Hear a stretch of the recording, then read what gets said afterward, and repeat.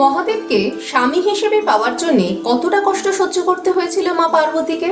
দেবাদিদেব মহাদেব ও মা পার্বতীর বিবাহের কাহিনী একটি অতি পরিচিত কাহিনী। তাদের প্রেম কাহিনী এক অমর প্রেম কথা, কিন্তু মহাদেবের প্রতি মা পার্বতীর ভালোবাসা বারংবার প্রশ্নের সম্মুখীন হয়েছে।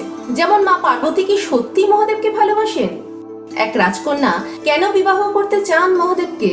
মহাদেবকে স্বামী হিসেবে পাওয়ার জন্য অনেক পরীক্ষায় উত্তীর্ণ হতে হয়েছে মা পার্বতীকে। মা পার্বতী প্রথম মহাদেবকে দেখেছিলেন তার স্বপ্নে, আর সেদিন থেকেই তিনি বুঝতে পেরেছিলেন যে মহাদেবী তার স্বামী। কিন্তু তিনি কি জানতেন যে মহাদেবকে স্বামী হিসেবে পাওয়া এতটা সহজ নয়?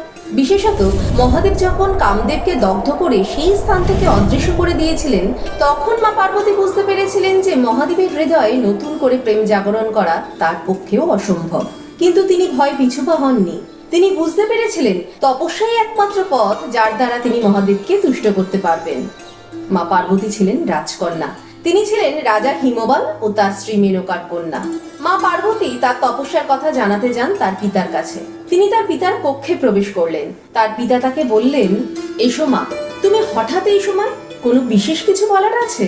পার্বতী হাত জোর করে বললেন, পিতা, আমি মহাদেবকে স্বামী হিসেবে পেতে চাই, আর তাই আমি তপস্যার পথ বেছে নিয়েছি। হিমবান এগিয়ে এলেন পার্বতীর কাছে। তিনি পার্বতীকে বললেন, পার্বতী, তুমি কিন্তু এখন আর সেই ছোট্ট পার্বতী নেই। বিবাহ কোনো ছেলে খেলা নয়। এসব তুমি কি বলছো? আমি নিজে তোমার স্বয়ংবর সভার আয়োজন করব, তুমি চিন্তা করো না। পার্বতী বললেন, পিতা আমায় ক্ষমা করবেন, কিন্তু আমি যা বলেছি তা সত্যি। আমি তপস্যা করার জন্য তৈরি। হিমবান অবাক হয়ে বললেন, এসব তুমি কি বলছো? পার্বতী বললেন, পিতা, আমি যে ওনাকেই স্বামী হিসেবে পেতে চাই। হিমবান আর কোনো কথা না বাড়িয়ে পার্বতীর কথায় রাজি হয়ে যান। তিনি কখনোই মন থেকে এটি চাননি, তবে তিনি তার কন্যার কথাও ফেরাতে পারলেন না। কিন্তু তিনি জানতেন মহাদেবকে পেতে হলে পার্বতীকে কঠোর থেকে কঠোরতর তপস্যা করতে হবে, আর একজন রাজকন্যার পক্ষে এটি সম্ভব নয়। তিনি জানতেন যে মা পার্বতী কদিন পরে তপস্যা না করতে পেরে নিজে থেকেই আবার ফিরে আসবেন। তারপরে মা পার্বতী গেলেন তার মা মেনকার কাছে অনুমতি চাইতে, কিন্তু মেনকা তাকে সরাসরি বারণ করে দেয়। আর এই জন্য মা পার্বতী দিন রাত মন খারাপ করে নাওয়া খাওয়া ত্যাগ করে চুপ করে নিজের কক্ষে বসে থাকতেন। এটি সহ্য করতে না পেরে মেনকা তাকে যেতে দিতে রাজি হয়ে যান। তারপরে মা পার্বতী বিদায় নিলেন তার পিতামাতার কাছ থেকে। তিনি যাত্রা শুরু করলেন তপস্যার উদ্দেশ্যে। পার্বতী তার সকল অলংকার খুলে ফেলে একটি ছালের বস্ত্র পরলেন। তারপরে তিনি যান সেই স্থানে যেখানে গঙ্গা অবতরণ করেছিলেন এবং যেখানে শিব কামদেবকে দগ্ধ করেছিলেন। তিনি শৃঙ্গী তীর্থে তপস্যা শুরু করেন, যা পরবর্তীতে গৌরী শিখর নামে পরিচিত হয়। তপস্যা করতে করতে কেটে যায় বেশ কয়েকদিন, আর তারপরে বেশ কয়েক মাস, কিন্তু মা পার্বতীর তপস্যা ভগ্ন হয় না। এদিকে হিমবান চিন্তিত হয়ে পড়েন, কেন তার কন্যা ফিরে আসছেন না। তিনি নিজে যান পার্বতীর কাছে, কিন্তু তবুও পার্বতীর ধ্যান ভগ্ন হয় না। হিমবান তাকে বললেন, তুমি একজন রাজকন্যা, নিজের শরীরের দিকে তাকিয়ে দেখেছো? তোমাকে এসব মানায় না পার্বতী। তুমি এখনই ফিরে চলো আমার সাথে। পার্বতী এতটাই ধ্যানে মগ্ন ছিলেন যে তার পিতার কোনো কথা তার কানে পৌঁছলো না। এদিকে হিমবান বারংবার পার্বতীকে বোঝানোর চেষ্টা করলেন, কিন্তু পার্বতী একটি কথাও বললেন না। অবশেষে হিমবান ফিরে এলেন। মন এবং সমস্ত ইন্দ্রিয়কে সংযত করে মা পার্বতী দিনের পর দিন, মাসের পর মাস এবং বছরের পর বছর ধরে কঠোর তপস্যা করতে থাকেন। গ্রীষ্মকালে তিনি চারিদিকে আগুন জ্বালাতেন এবং মাঝখানে বসে অবিরাম জপ করতেন। বর্ষাকালে তিনি খালি পাথরের ওপর বসে তপস্যা করতেন। শীতকালে তিনি জলের মধ্যে বসে এমনকি অন্ন গ্রহণ না করে অত্যন্ত নিষ্ঠার সাথে তার তপস্যা চালিয়ে যেতেন। এভাবে তিনি এক পায়ে দাঁড়িয়ে পঞ্চাক্ষর মন্ত্র পাঠ করে তপস্যা করতেন। এইভাবে তপবনে 3000 বছর অতিবাহিত হয়। সমস্ত ঋষিরা বিভিন্ন স্থান থেকে তার তপস্যা দেখতে আসতেন এবং তার তপস্যার প্রশংসা করতেন। এদিকে তার তীব্র তপস্যার ফলে সমস্ত প্রাণীরা উত্তপ্ত হয়ে কষ্ট পেতে শুরু করেন। তখন দেবতারা প্রাণীদের এই কষ্টের কারণ জানার জন্য ব্রহ্মার কাছে গেলেন। ভগবান ব্রহ্মা তাদের বললেন যে মা পার্বতীর তপস্যার তেজ এতটাই যার দ্বারা সমগ্র ব্রহ্মাণ্ডও পুড়ে যাবে। ব্রহ্মা এবং অন্যান্য দেবতারা বিষ্ণুর কাছে গেলেন। তারপরে তারা একসাথে শিবের কাছে গেলেন। পার্বতীর তপস্যার দৃঢ়তা পরীক্ষা করার জন্য মহাদেব তার কাছে প্রেরণ করেন সপ্তর্ষিদের। সপ্তর্ষিরা বিভিন্ন উপায়ে পার্বতীর ধ্যান ভগ্ন করার চেষ্টা করেন। তারা মহাদেবের নামে অনেক খারাপ কথা বলেন মা পার্বতীকে। তারা বললেন যে মহাদেব একজন পাগল, তিনি সারাদিন গাঁজা খেয়ে থাকেন, তিনি ছাই মেখে ঘুরে বেড়ান, কিন্তু তবুও তার ধ্যান ভগ্ন হয় না। তারা ফিরে গিয়ে মহাদেবকে সব কথা জানালেন। তারা বললেন যে পার্বতীর ধ্যান ভগ্ন করা কারোর পক্ষে সম্ভব নয়। এদিকে মা পার্বতী দিনের পর দিন ধরে একইভাবে তপস্যা করে যান। কিন্তু হঠাৎ করে একদিন মা পার্বতী একটি শিশুর কান্নার আওয়াজ শুনতে পান। তার ধ্যান ভগ্ন হয়। তিনি চারিদিকে খুঁজতে থাকেন কিন্তু কাউকে খুঁজে পান না, অথচ সেই শিশুর কান্নাও বন্ধ হয় না। তিনি সেই শিশুটির কান্নার শব্দ শুনতে শুনতে মা পার্বতী পৌঁছলেন একটি পুকুরের সামনে। সেখানে গিয়ে তিনি অবাক হয়ে গেলেন। একটি বিশাল বড় ভয়ঙ্কর দেখতে কুমির একটি ছোট্ট বাচ্চাকে টেনে টেনে নিয়ে যাচ্ছে পুকুরের দিকে। মা পার্বতী দৌড়ে গিয়ে সেই কুমিরটিকে বাধা দেওয়ার চেষ্টা করলেন। তিনি চিৎকার করে কুমিরটিকে বললেন, এতটা নির্দয় কি করে হতে পারো তুমি? কুমিরটি বলল, নির্দয় কেন? মা পার্বতী বললেন, এই ছোট্ট শিশুটিকে হত্যা করতে তোমার এতটুকুও কষ্ট হবে না? কুমিরটি বলল, আমি দীর্ঘ বেশ কয়েকদিন ধরে ক্ষুধার্ত, আজ একে পেয়েছি, আমি একে কিছুতেই ছাড়বো না। মা পার্বতী গাছের ডাল ভেঙে পাথর দিয়ে কুমিরটিকে আঘাত করলেন, কিন্তু তবুও সেই শিশুটিকে কুমিরটির থেকে নিতে পারলেন না। তারপরে মা পার্বতী কাঁদতে কাঁদতে বললেন, দয়া করো, তুমি আমার প্রাণ নিয়ে নাও, কিন্তু এই শিশুটিকে ছেড়ে দাও। কুমিরটি বলল, তোমার প্রাণ? এই শিশুটির জন্য নিজের প্রাণ দিতে তোমার কষ্ট হবে না? মা পার্বতী বললেন, না, হবে না। কুমিরটি বললেন, তোমার প্রাণ আমার চাই না। মা পার্বতী বললেন, তাহলে কি চাও বলো, যা চাও আমি তাই দেব, কিন্তু দয়া করে এই শিশুটিকে ছেড়ে দাও।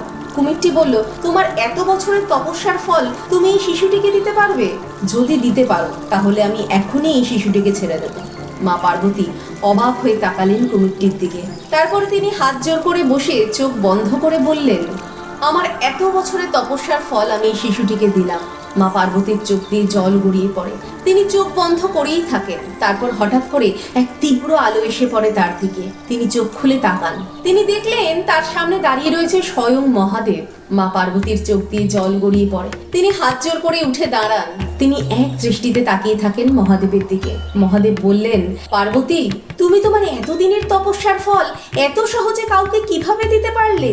পার্বতী বলেন, আমার কাছে একটি প্রাণের মূল্য যে অনেক বেশি মহাদেব। আমি তপস্যা করেছিলাম আপনার জন্যে। আমার ভালোবাসা যদি সত্যি হয়ে থাকে তাহলে একদিন আপনি ঠিকই বুঝবেন। কিন্তু এই শিশুটি, তাকে বাঁচানো যেত না যদি না আমি আমার তপস্যার ফল তাকে দিতাম। মা পার্বতী পুকুরটির দিকে তাকিয়ে উত্তেজিত হয়ে বললেন, কি হলো? কুমিরটি কোথায় গেল? সে কি শিশুটিকে নিয়ে পুকুরের গভীরে চলে গেছে? সে আমার সাথে বিশ্বাসঘাতকতা করলো। মহাদেব বললেন, শান্ত হও পার্বতী। পার্বতী বললেন, আমি কিভাবে শান্ত হব মহাদেব? এই শিশুটি। মহাদেব বললেন, পার্বতী, এটি একটি মায়া। মহাদেবের কথা শুনে মা পার্বতী অবাক হয়ে যান। তিনি বলেন, মায়া? মহাদেব বলেন, আমার তৈরি করা মায়া। আমি তোমার পরীক্ষা নেওয়ার জন্য এই মায়া সৃষ্টি করেছিলাম। মা পার্বতী এক দৃষ্টিতে তাকিয়ে রইলেন মহাদেবের দিকে। মহাদেব বললেন, তুমি এই পরীক্ষায় সফল হয়েছ। মা পার্বতীর চোখ দিয়ে জল গড়িয়ে পড়ল। মহাদেব এগিয়ে গেলেন পার্বতীর দিকে। তিনি পার্বতীকে জড়িয়ে ধরে বললেন, পার্বতী, আমি তোমায় বিবাহ করব। পার্বতী মহাদেবকে জড়িয়ে ধরলেন। তারপরে পার্বতী ফিরে এলেন তার প্রাসাদে। তিনি তার পিতামাতাকে জানালেন সব কথা। তার পিতা প্রথমে কিছুতেই মহাদেবের সাথে পার্বতীর বিবাহ দিতে রাজি হন না, কিন্তু পার্বতী তার সিদ্ধান্তে অনড় থাকায় অবশেষে পার্বতীর পিতামাতা রাজি হন মহাদেবের সাথে পার্বতীর বিবাহ দিতে। তারপরে আড়ম্বরপূর্ণভাবে তাদের বিবাহের আয়োজন করা হয়। সারা বিশ্ব থেকে সকল রাজা মহারাজারা আসেন এই অনুষ্ঠানে। মা পার্বতী কনের সাজে অপেক্ষা করেন মহাদেবের জন্য। অবশেষে মহাদেব আসেন বিবাহের আসরে। মহাদেব সেখানে আসতেই সকলে অবাক হয়ে যান। কেউ কেউ তাকে দেখে আবার হাসতেও শুরু করেন। পার্বতীর মা প্রচন্ড রেগে যান মহাদেবকে দেখে। তিনি পার্বতীর কাছে যান এবং পার্বতীকে বলেন, পার্বতী, তোমায় আমরা বারংবার বারণ করেছিলাম। পার্বতী কিছু বুঝতে না পেরে মেনকাকে বলেন, কি হয়েছে মা? মেনকা বলেন, দেখো, একবার গিয়ে দেখে এসো তোমার স্বামীকে। কি তার চেহারা! সকলে হাসাহাসি করছে। সকলের সামনে আমাদের সম্মান তুমি এভাবে নষ্ট করলে পার্বতী। মা পার্বতী দৌড়ে গিয়ে দাঁড়ালেন একটি আয়নার সামনে। তিনি দেখলেন মহাদেব দাঁড়িয়ে রয়েছেন। তার সারা শরীর ছাই দিয়ে ঢাকা। তার পরনে এক পশুর রক্তাক্ত চামড়া, আর তার সাথে বরপক্ষ হিসেবে এসেছেন কয়েকটি অদ্ভুত দেখতে প্রাণী, যারা মুখ দিয়ে অদ্ভুত আওয়াজও করছেন। মা পার্বতী তার মাকে বললেন, মা, আমার স্বামীর চাইতে জ্ঞানী আর সুন্দর এই পৃথিবীতে কেউ নেই। মেনকা রেগে গিয়ে চিৎকার করে পার্বতীকে বললেন, তোমার নিজের জন্য না হোক, আমাদের সম্মানের কথা ভেবে অন্তত তোমার পাগল ছাইমাখা স্বামীকে বলো একটি ভালো পোশাক পরে আসতে। এই কথাটি বলেই মেনকা অজ্ঞান হয়ে যান। পার্বতী চিৎকার করে বলেন, মা, কিন্তু মেনকা সাড়া দেন না। তারপরে পার্বতী ছুটে যান মহাদেবের কাছে। পার্বতীর সৌন্দর্য দেখে মহাদেব তার দিকে এক দৃষ্টিতে তাকিয়ে থাকেন। মা পার্বতী চোখ দিয়ে জল গড়িয়ে পড়তে থাকে। মহাদেব বললেন, পার্বতী, আজ এই বিশেষ দিনে তোমার চোখে জল কেন? পার্বতী কাঁদতে কাঁদতে হাত জোর করে মহাদেবকে বললেন, আপনি যেমন ঠিক সেভাবেই আমি আপনাকে ভালোবাসি, কিন্তু আমার মায়ের প্রাণ রক্ষার স্বার্থে আমি যদি একটি অনুরোধ করি আপনি রাখবেন? মহাদেব বললেন, নিশ্চয়ই। পার্বতী বললেন, আপনি ছাই ভস্য ধুয়ে একটি সুন্দর পোশাক পরে আসুন। মহাদেব কোনো কথা না বলে সেখান থেকে চলে গেলেন। এদিকে পার্বতী চিন্তিত হয়ে পড়েন। কিছুক্ষণ বাদে মহাদেব আবার ফিরে এলেন। তাকে দেখে সেখানে উপস্থিত সকলে অবাক হয়ে যান। এত সুন্দর পুরুষ তারা কোনো দিনও দেখেননি। এদিকে মেনকার জ্ঞানও ফিরে আসে। তিনি মহাদেবের সামনে এসে দাঁড়ান। তিনি মহাদেবকে দেখে অবাক হয়ে যান। এ যেন সত্যি পৃথিবীর সব চাইতে সুন্দর পুরুষ। তারপরে মহাদেবকে বরণ করে নিয়ে যাওয়া হয় বিয়ের আসরে। সেখানে হিমবান তাদের পিতৃপুরুষদের কথা সকলকে গর্ব করে বলেন, আর তারপরেই মহাদেবের সাথে যারা এসেছেন তাদের থেকে জানতে চান মহাদেবের পিতৃপুরুষের কথা। কিন্তু সে অদ্ভুত দেখতে প্রাণীরা মুখ দিয়ে আওয়াজ করে কি কথা বলে সেটি কেউই বুঝতে পারেন না। হিমবান উত্তেজিত হয়ে পড়েন। তিনি রেগে গিয়ে বলেন, যার কোনো বংশের ঠিক নেই তার সাথে আমি আমার কন্যার বিবাহ কিছুতেই দেব না। মহাদেব কোনো কথা বলেন না। সেই সময়ে সেখানে নারদমণি উপস্থিত ছিলেন। তিনি তার একতারা বাজাতে থাকেন। এই পরিস্থিতিতে একতারার আওয়াজ শুনে হিমবান আরো রেগে যান। তিনি নারদকে বলেন, কি বাজাচ্ছ এসব, বন্ধ করো বলছি। নারদ তার কথা না শুনে একতারা বাজাতে থাকেন আর বলেন, এই শব্দই যে মহাদেবের উৎস। সেখানে উপস্থিত সকলে নারদের কথা শুনে অবাক হয়ে যান। হিমবান বলেন, কি? নারদ বলেন, মহাদেবের না কোনো শুরু ছিল আর না কোনো শেষ, তিনি নিজেই নিজের স্রষ্টা। নারদের কথা শুনে হিমবান অবাক হয়ে যান। তিনি হাত জোর করে ক্ষমা চান দেবাদিদেবের কাছে। আর তারপরে মা পার্বতী ও মহাদেবের বিয়েতে আর কোনো বাধা থাকে না। কথিত আছে যে মহাশিবরাত্রিতে বিবাহ হয়েছিল দেবাদিদেব মহাদেব ও মা পার্বতীর। আপনাদের কেমন লাগলো আজকের এই ভিডিও তা অবশ্যই কমেন্ট করে জানান। আপনাদের যদি ভালো লেগে থাকে তাহলে লাইক ও শেয়ার করতে ভুলবেন না। আর আপনি যদি আমাদের চ্যানেলের নতুন দর্শক হয়ে থাকেন তাহলে অবশ্যই সাবস্ক্রাইব করুন আমাদের এই চ্যানেলটিকে। ভিডিওটি দেখবার জন্য আপনাকে অসংখ্য ধন্যবাদ।